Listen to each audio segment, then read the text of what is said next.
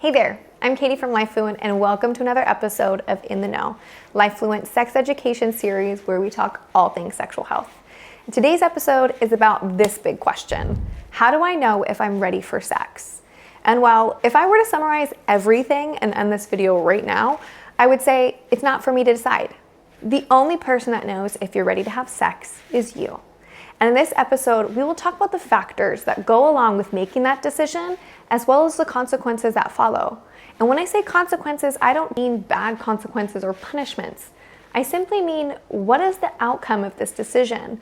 And we should all be well aware before we ever choose to have sex, what those might be.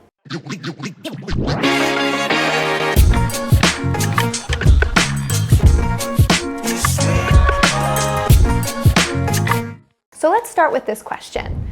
Where do you receive the most information about sex? On your worksheet, I want you to write down the places you hear about sex, where you get your information from it.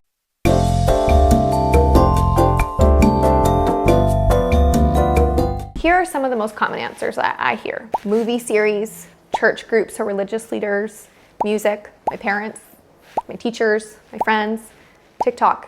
An answer people don't write but are thinking is also porn. And each of these places have very different answers to this question. For example, I grew up LDS, or some of you might know as Mormon, and I was taught that sex should be saved for my husband. And then I went to school and would see that a few of my friends were starting to be sexually active, and I heard other things. And then I turned to the radio and hear how great sex is, and that it should be free for everyone to do as they please. And all of these messages made it kind of confusing. Was sex something that I should avoid and be afraid of? Is it dirty? Is it fun and carefree? And can it be shared openly? Well, the answer depends on who's giving it. So here's what the data says, and you can do with this information as you please. Your body is ready for sex. If you've hit puberty, your body knows instinctively how to have it, and it probably at some point you've been sexually aroused. When you've been turned on, horny, had an erection, got hard, got wet.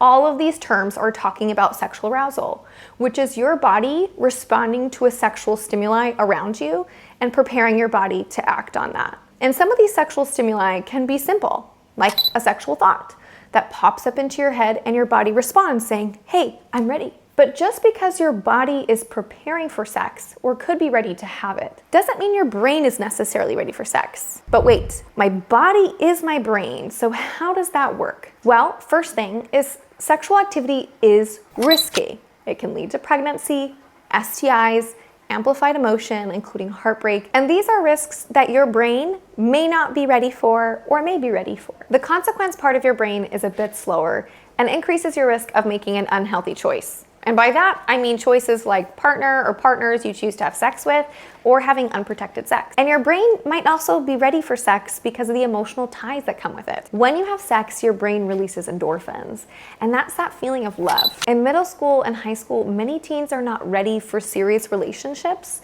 or the maturity that comes with dealing with those emotions. So just because your body is ready doesn't mean your brain is necessarily ready. And what are some of the things that you should consider before having sex? It's time for Think, Pair, Share. Pause the video and hit play when you're ready to start back up.